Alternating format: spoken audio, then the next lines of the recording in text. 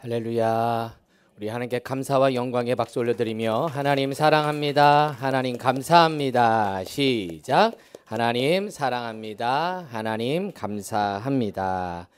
오늘도 새날 주신 하나님께 감사로 영광 올려드리는 복된 하루가 된 줄로 믿습니다.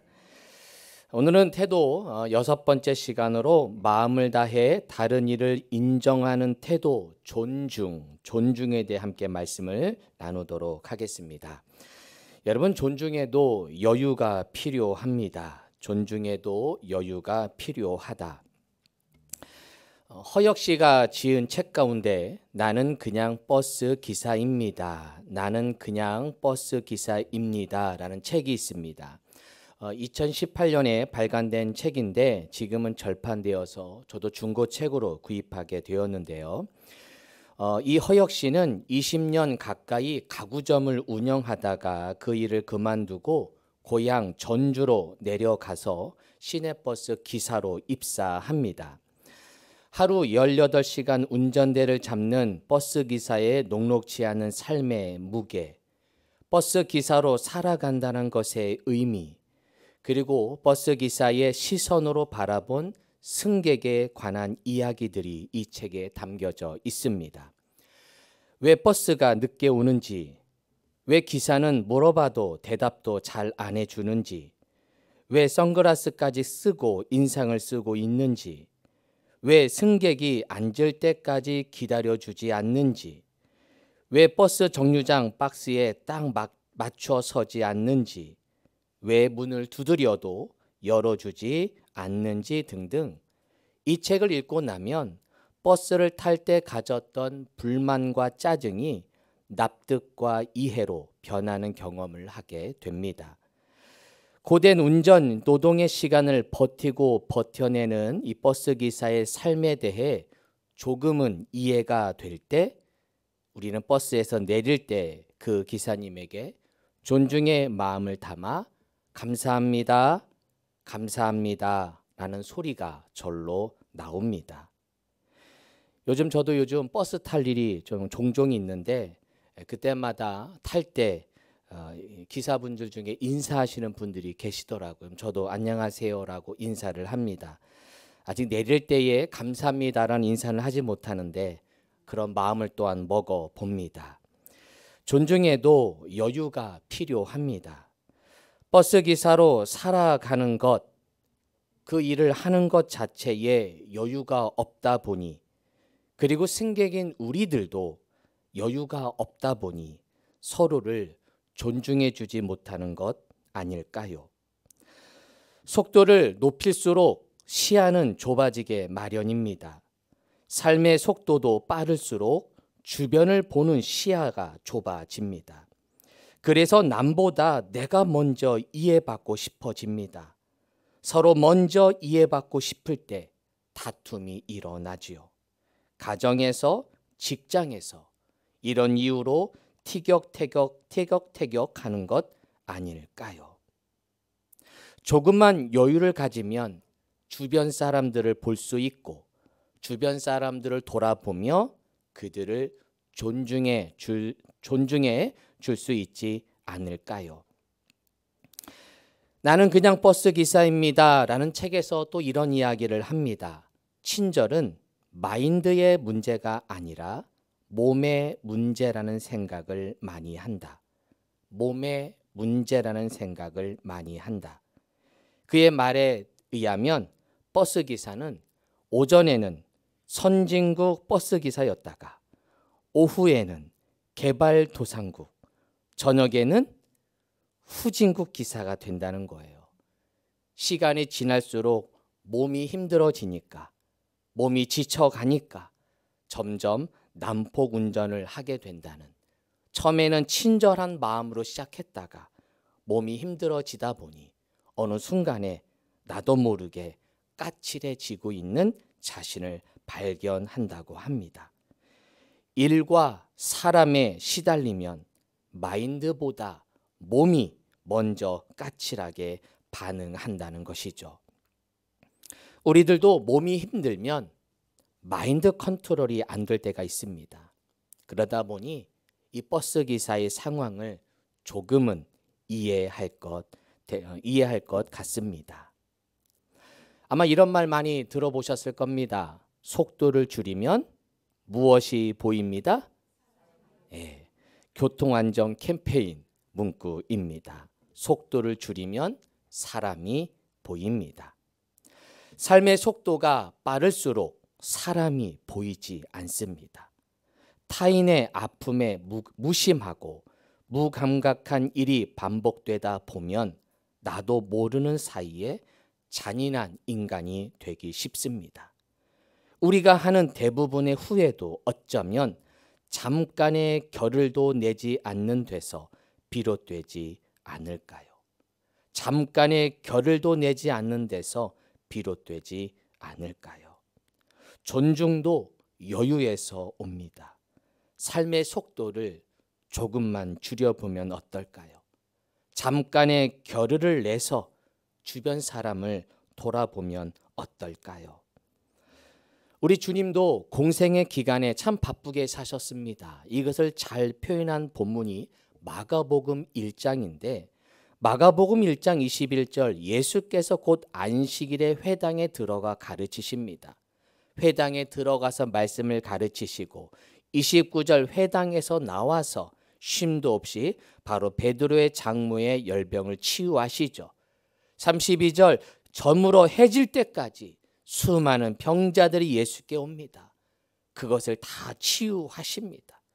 이렇게 바쁘게 사셨으면 성경 어디엔가 예수님이 짜증내셨더라, 예수님이 힘들어하시더라 라고 있을 것 같은데 그런 말씀이 나오지 않아요. 그렇다면 왜 예수님은 이런 바쁜 상황에서 어떻게 이 모든 사역을 감당할 수 있었을까? 그 비결은 무엇이었을까? 35절에 나옵니다. 읽어볼까요? 시작. 새벽 아직도 밝기 전에 예수께서 일어나 나가 한적한 곳으로 가사 거기서 무엇 하시더니? 여기서 기도는 여러분이 생각하는 기도 행사가 아닙니다. 일상에서의 쉼, 일상에서의 하나님과의 교제, 일상에서의 하나님의 마치 호흡 같은 하나님과의 만남의 시간, 여유의 시간인 것이죠. 속도를 줄이면 사람이 보입니다. 이렇게 적용해 보았어요. 속도를 줄이면 존중이 보입니다.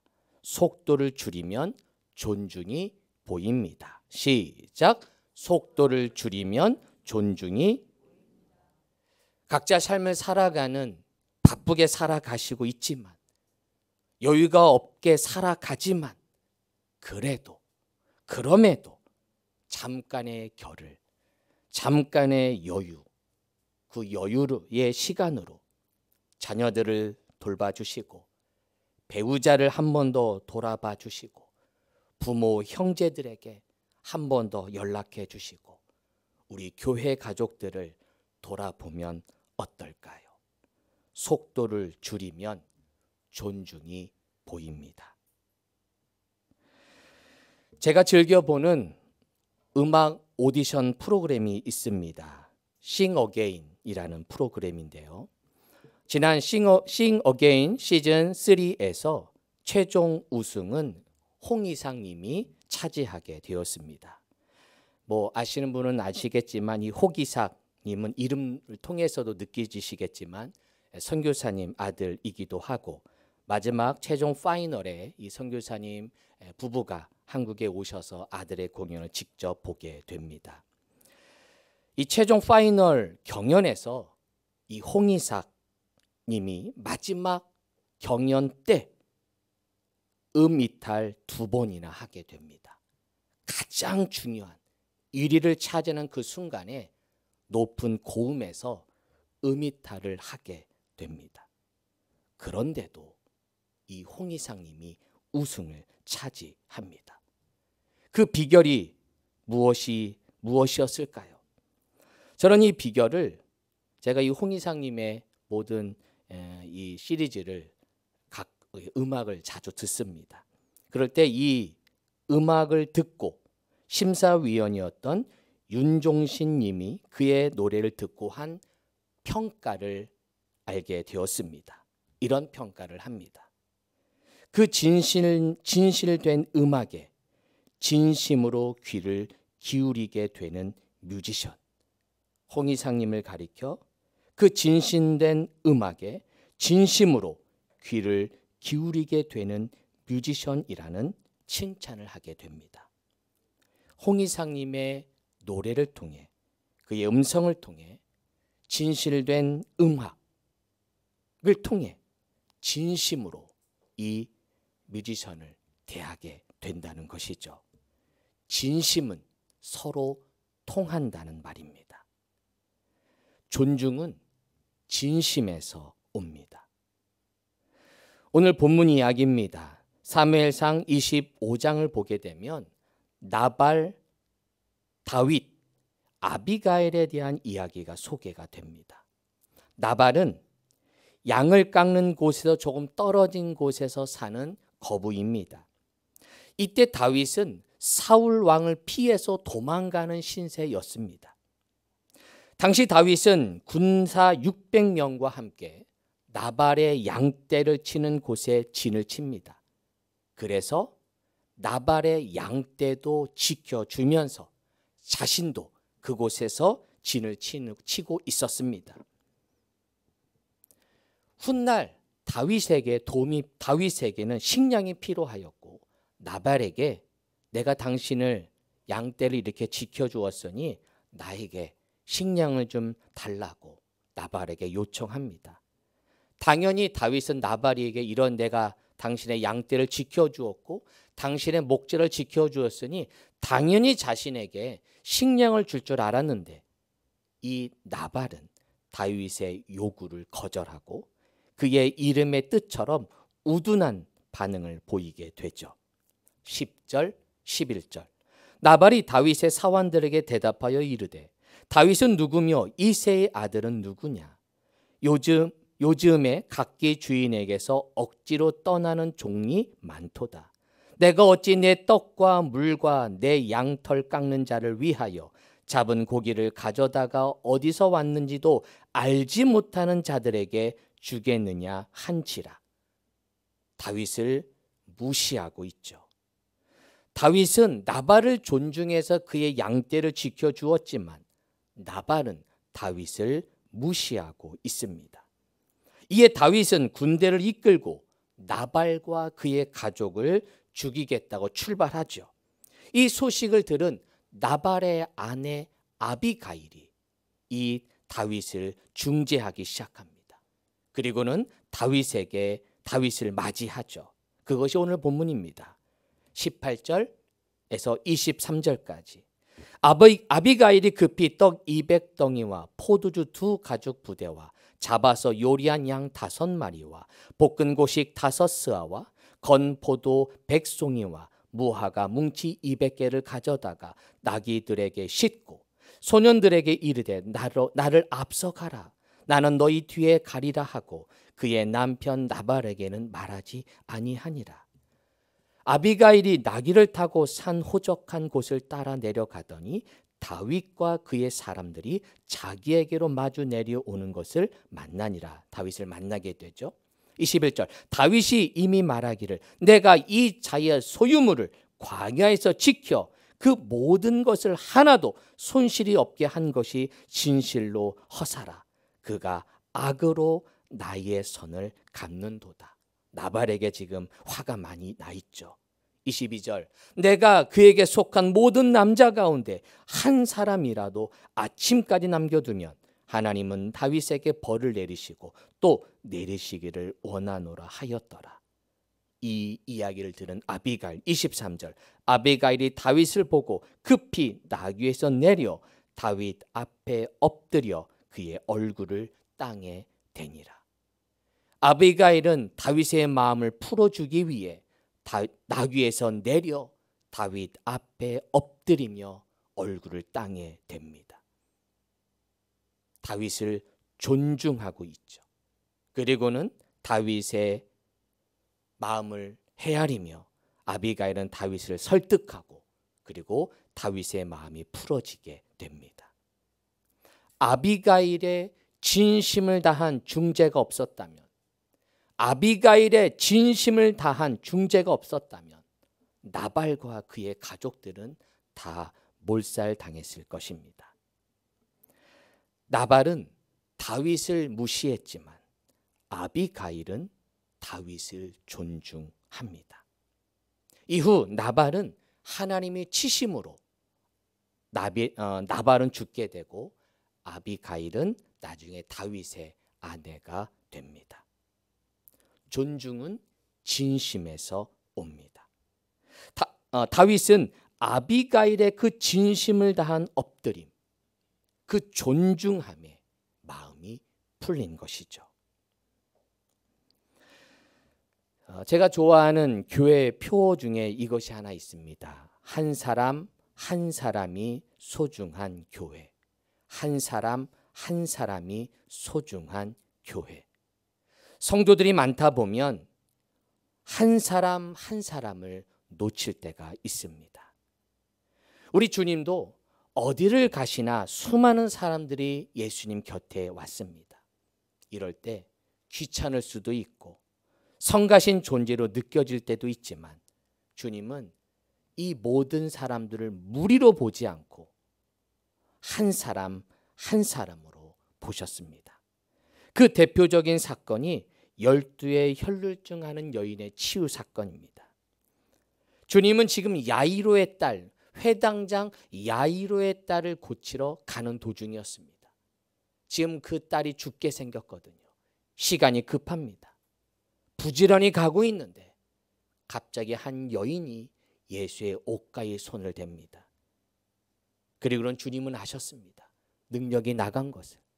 그 여인이 나의 옷을 어떤 마음으로 잡았는지를 알기에 주님은 멈춰 섭니다. 지금 예수님이 놀고 있는 게 아니에요. 바쁘게 사역하는 중이세요.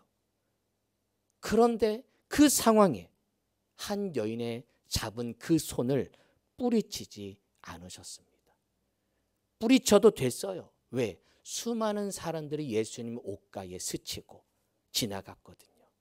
그런데 주님이 멈춰 섭니다. 그리고 이렇게 말씀합니다. 예수께서 그 능력이 자기에게서 나간 줄을 곧 스스로 아시고 무리 가운데서 돌이켜 말씀하시되 누가 내 옷에 손을 대었느냐? 누가 내 옷에 손을 대었느냐? 주님이 멈춰 섭니다. 제자들은 오히려 제자들이 짜증냅니다. 주님, 무리가 애워싸 미는 것을 아시면서 아니 지금 누가 손을 대었냐고 물어보십니까? 손을 댄 사람이 한두 사람입니까? 지금 그거 지금 말씀할 때가 아닙니다. 얼른 가셔야 됩니다. 지금 야이로의 딸이 죽게 생겼습니다. 주님은 멈춰 서세요. 가다가 멈추시는 하나님. 그 한 여인의 아픔을 듣기 위해 사역을 멈추시고 돌아보시는 예수님을 보게 됩니다. 그 여인을 존중하고 계시는 거죠. 지금 주님은 이 여인의 아픔을 아시고 이 여인을 존중하고 계십니다. 그 여인의 아픔에 귀를 기울이고 계십니다. 여러분, 주님이 지금 여러분의 아픔을 듣고 있는 주님임을 믿으시기를 바랍니다. 주님은 여러분 한 분 한 분을 존중하고 계십니다.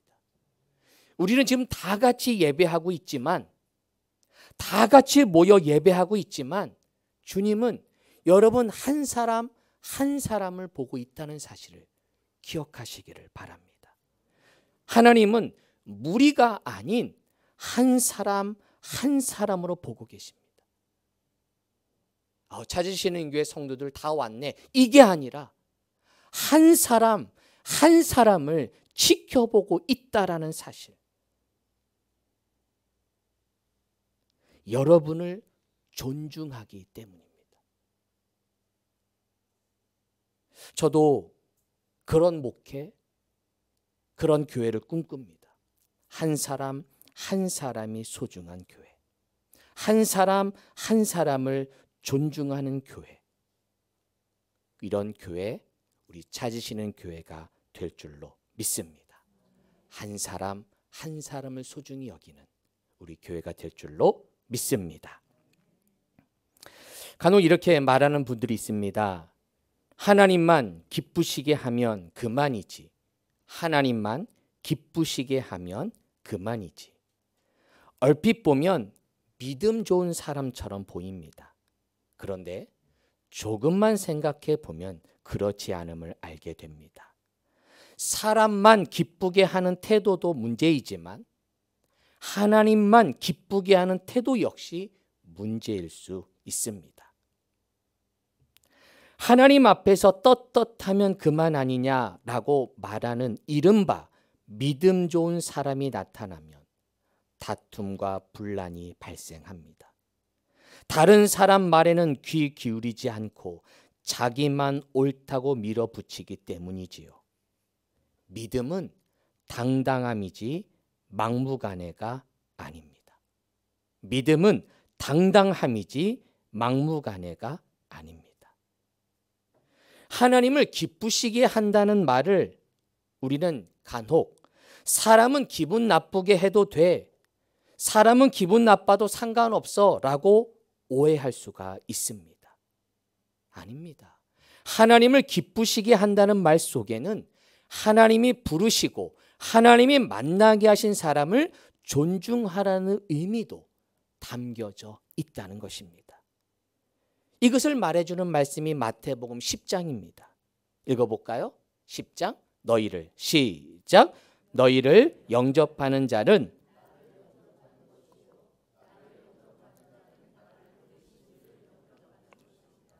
선지자의 이름으로 선지자를 영접하는 자는 선지자의 상을 받을 것이요 의인의 이름으로 의인을 영접하는 자는 의인의 상을 받을 것이요 또 누구든지 제자의 이름으로 이 작은 자 중 하나에게 냉수 한 그릇이라도 주는 자는 내가 진실로 너희에게 이르노니 그 사람이 결단코 상을 잃지 아니하리라 하시니라. 여러분, 이 영접이라는 단어를 존중이라는 단어로 한번 바꿔보겠습니다. 존중이라는 이름으로 한번 읽어볼까요? 너희를 존중하는 자는 시작. 너희를 존중하는 자는 나를 존중하는 것이요 나를 존중하는 자는 나 보내신 이를 존중하는 것이니라. 선지자의 이름으로 선지자를 존중하는 자는 선지자의 상을 받을 것이요 의인의 이름으로 의인을 존중하는 자는 의인의 상을 받을 것이요 또 누구든지 제자의 이름으로 이 작은 자 중 하나에게 냉수 한 그릇이라도 주어 그를 존중하는 자는 내가 진실로 너희에게 이르노니 그 사람이 결단코 상을 잃지 아니하리라 하시니라. 사람을 존중하는 것이 곧 누구를 존중하는 것이다? 하나님을 존중하는 것입니다. 하나님 사랑과 이웃 사랑은 하나입니다. 하나님 사랑과 이웃 사랑은 하나입니다. 시작. 하나님 사랑과 이웃 사랑은 하나입니다. 하나님을 기쁘시게 한다는 사람 중에 무례한 사람들이 있습니다. 사랑은 무례히 행하지 않습니다. 사랑이라는 이름으로 무례히 행할 때가 있어요. 특히 부부 간에도 그렇죠. 부모와 자녀 간에도 마찬가지입니다. 사랑이라는 이름으로 무례히 행할 수가 있어요. 그건 사랑이 아닙니다. 사랑은 무례히 행하지 않는 것입니다. 이민교회에서 목회하시는 목사님들의 이야기를 듣다 보면 이민교회에서 목회하는 목회가 참 어렵다는 말씀을 하세요. 왜냐하면 이민사회에서 살아가는 것이 쉽지 않고 이민이라는 그 소수민족으로 살아가다 보니 그 사회에서 받는 스트레스, 그 사회에서 받는 그 어려움들을 늘 가지고 살다가 그 스트레스와 문제를 교회에 와서 푸신다는 거예요. 사회에서 무시받는 분들이 교회에서 다른 사람을 무시하는 거예요. 사회에서 큰 소리를 못 내다 보니 교회 와서 큰 소리를 낸다는 거예요. 이민 사회에서는 자기들이 그런 힘이 없다 보니 고집도 피울 수 없죠. 그러다 보니 교회에서 그 모든 것들을 교회에서 푼다는 거예요. 그런데 문제는 이런 모습들이 이민교회만의 모습은 아닐 수 있다라는 것이죠. 사랑은 무례히 행하지 않습니다. 서로 인사할까요? 무례히 행하지 않겠습니다. 무례히 행하지 않겠습니다. 성도님을 존중하겠습니다. 성도님을 존중하겠습니다. 말씀을 정리합니다. 속도를 줄이면 무엇이 보입니다? 존중이 보입니다. 우리 조금만 여유를 갖고 살아가면 어떨까요? 조금만 속도를 줄이면 어떨까요? 물론 여유도 없으시고 힘든 거 얘기 신망하다 보면 다 들리지만 그래도 조금만 속도를 줄이면 주변 사람들이 보이고 내가 존중해야 될 사람이 보이지 않을까요? 존중은 진심에서 옵니다. 진심은 전달이 됩니다. 교회 안에서 서로에게 진심으로 대했으면 좋겠습니다. 한 사람 한 사람이 소중한 교회, 한 사람 한 사람을 존중하는 교회. 사랑은 무례히 행하지 않습니다. 사랑하면 존중합니다. 사랑하면 존중합니다. 시작. 사랑하면 존중합니다. 마음을 다해 다른 이를 인정해 주는 것, 존중해 주는 것, 그것이 사랑입니다. 무례한 성도 되지 말고 존중하는 성도가 되어 하나님을 기쁘게, 그리고 하나님이 세운 사람들을 존중하는 우리 찾으시는 모든 교회 성도 되시기를 주님의 이름으로 축원합니다. 아멘. 기도하겠습니다. 우리 잠깐 결단하며 묵상하며 기도하겠습니다. 오늘 들은 말씀 한 번 더 중요한 말씀을 드립니다. 속도를 줄이면 존중이 보입니다. 존중은 진심에서 옵니다. 사랑은 무례히 행하지 않습니다. 사랑하면 존중합니다. 오늘 들은 말씀 우리 마음에 새기면서 우리의 태도를 함께 점검해 보았으면 좋겠습니다.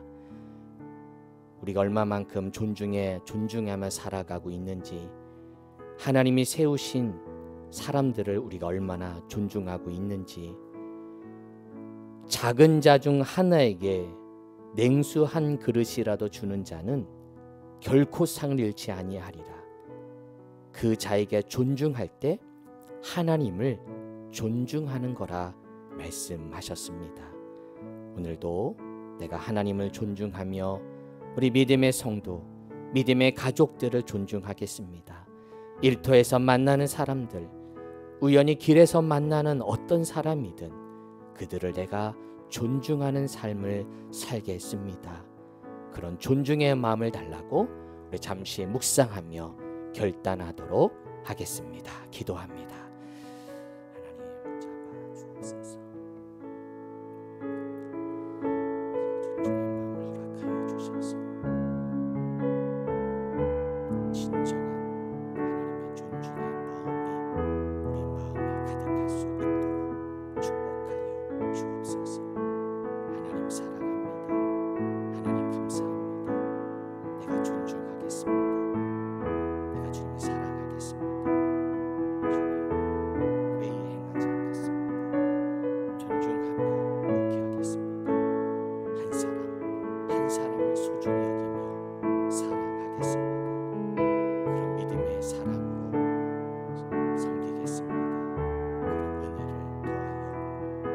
주시옵소서.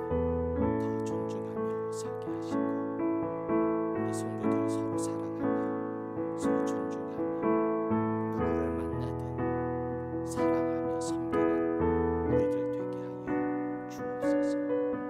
조금만 여유를 갖고 조금만 쉼을 갖고 기도하며 하나님을 만나게 해주시고 존중하는 우리 교회, 섬기는 우리 교회 되게 하여 주옵소서.